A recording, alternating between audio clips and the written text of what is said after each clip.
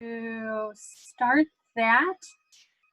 So for those of you that don't know me, my name is Nicole Schlechter of Nicole Schlechter Advocacy. I am a master IEP coach and special education advocate. And I also have a 11-year-old with autism and ADHD, so I'm a special needs mom. I have 3 other younger kids who, may end up with special education services when we get to school. Some of them are too young to tell. But I've been in the special education community for a really long time. I am a self-proclaimed special education nerd, and I read up on all the things so that I make sure that the information that I'm sharing with you guys is the most accurate and appropriate for what's going on in your life. Because I am right there in the trenches, struggling along with you with the meltdowns and IEP meetings, all the same. Right before this, I just got off the phone with the director of special education for my district because I shot her an email and I was like, I can't make a decision about going back to school unless we have a conversation because I have too many questions for an email. So she was nice enough to take the time to ease my mom fears. So even as an advocate, I have the same concerns and questions that you guys are struggling with too. But today we want to talk about avoiding IEP chaos when we get to school in the fall. And we're going to talk about 3 parts of the IEP that you can advocate in. So what your role is when we return to school in the fall. IEPs are super overwhelming. I totally get it. Even with my background, I sat in way too many meetings that I felt unsure or overwhelmed and just not confident in what I knew about my child as a parent. I could read the IEP like I'm not a dummy. So I read everything and it wasn't a problem, but I didn't know how I fit into that. I was an equal IEP team member, just like you are, but the decisions in my child's IEP were made before I got to the table without my parent input. So I assume that sounds familiar to all of you guys, right? Like how many meetings do we go to and it's drafted ahead of time, but they wait till you sit to the table to say, hey, what do you think, Mom? What are your concerns? What are your goals? What are your child's strengths and weaknesses, right? None of that is taken into account before we get to the table. So if you've been following me at any amount of time, you know that I say all the time, ask for a draft copy of the IEP before you get to the table.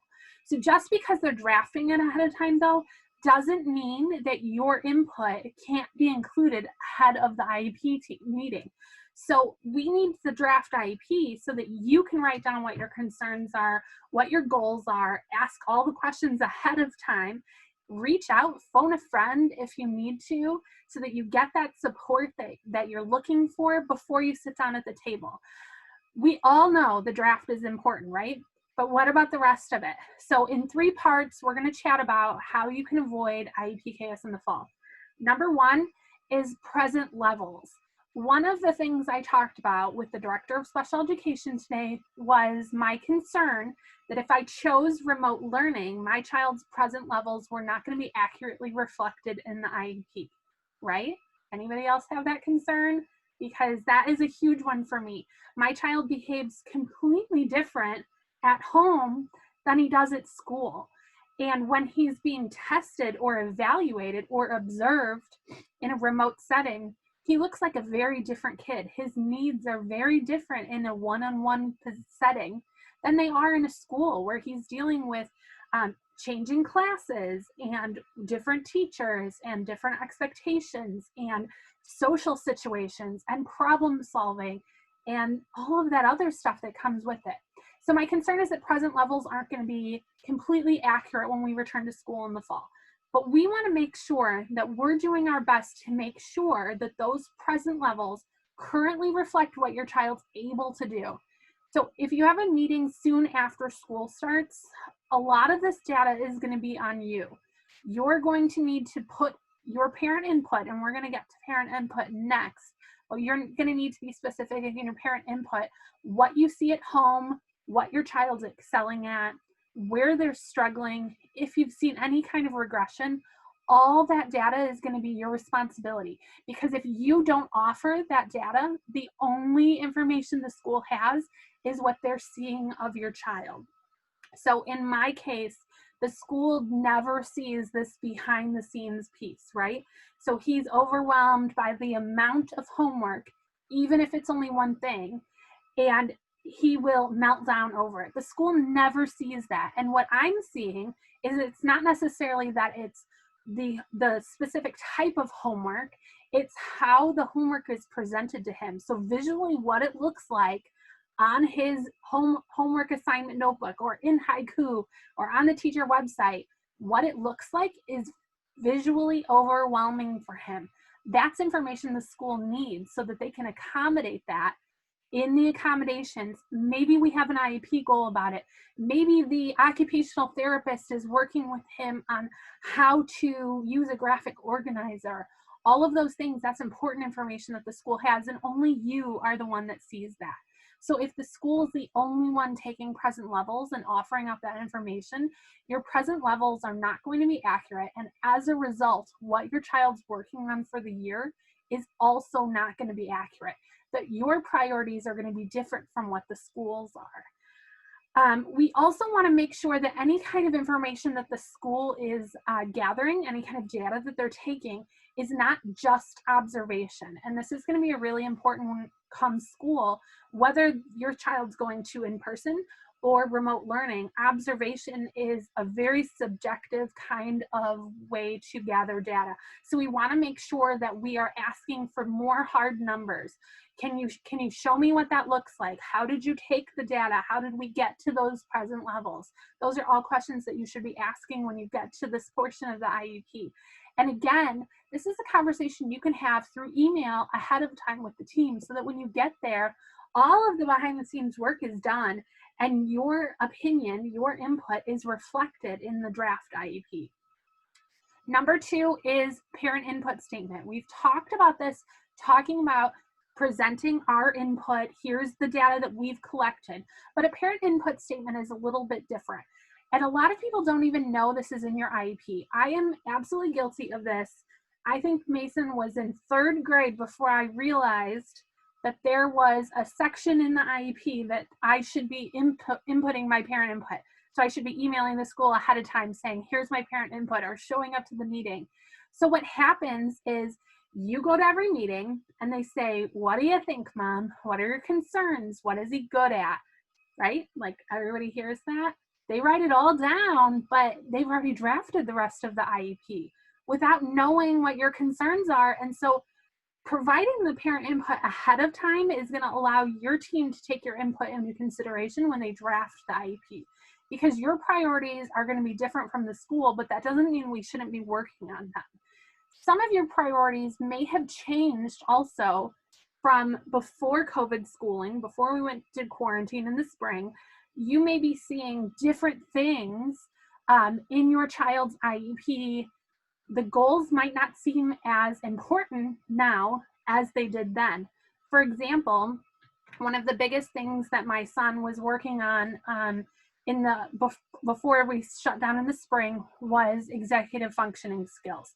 So taking notes on homework assignments, turning in his homework on time, having the right materials to complete his homework, making sure that he understood how to plan a long-term project like a book report.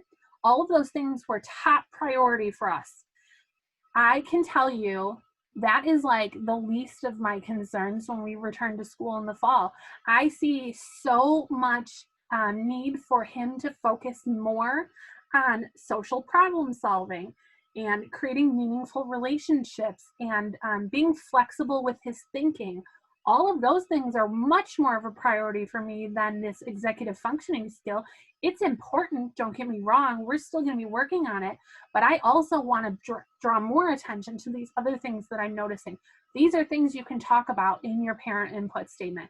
And again, that's information the school might not have had before COVID schooling. So if there's a silver lining in this whole mess, that's it, right? Like we see more about our child than we did before, or we did prior to COVID schooling.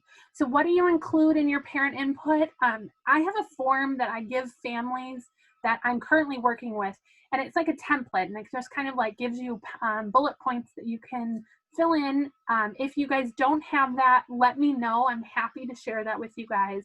But you want to include your goals, your concerns, what your child is struggling with, what is hard for them when it comes to school, how the school can support them when things get hard. So if your child struggles with behavior like mine, and talking to them when they're in the middle of a meltdown just fuels the fire, the school needs to know that, because we like, who likes the school to call them, right? Like, nobody wants to know that. So if they know those things are good for diffusing a situation, letting them have space and work through it on their own is important information for the school to have, and you can add that in the parent input. Also, what their motivators are. This is something that I frequently do not see in present levels ever. I rarely see parents share this information, and I don't even see it in like a behavior intervention plan or FBA. We don't talk about motivators. When I taught preschool, I had a little boy that was seriously motivated by Thomas the Train.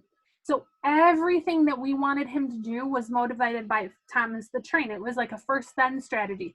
First, we're going to walk to this room, and then Thomas the Train. And he had like this little Thomas car. It can be something as simple as that. Or my son was really motivated for a long time by Doritos, because that's not something that I allow him to have at home.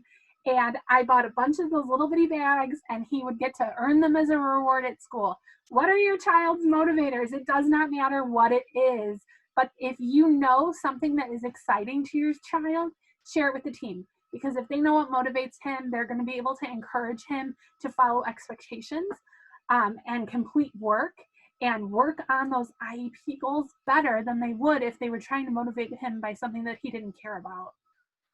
So the last thing I want to share with you guys is that you need to speak up. You are the only expert at the IEP table on your child. The whole table. No one knows them better than you do. You are the only consistent member of the IEP team from preschool to high school graduation. You are the only one who will stay on the team the entire time. So you know them better than everybody else. Do not feel intimidated by the school professionals. And I know how hard that is, because even as a former teacher, I still felt like I didn't really know what I was talking about. The thing that you have to get past is that you are not a social worker, and it's not your job to be a social worker. You are not a speech therapist, and it is not your job to be a speech therapist. You are your child's parent, and no one knows them better than you. So your input matters. Everything that you have to say matters. Ask the questions at the table. If you do not understand something, ask them to explain it to you 5 different times if they need to. Ask them ahead of time. If you have questions about what's in the draft IEP, ask them to explain it to you ahead of time so you have time to kind of soak it all in. Ask for a second opinion. One of the things that I do for clients, current families that I'm working with, is I review their IEP. I take into consideration all of their goals and concerns and what their priorities are, and I make sure that their IEP has everything their child needs and not just what the school is offering for them. And that isn't saying anything against the school, but you know your child better. So if you think that something should be a priority and your school hasn't offered it to you, it doesn't mean that they can't offer it. It just means maybe we have to ask for it.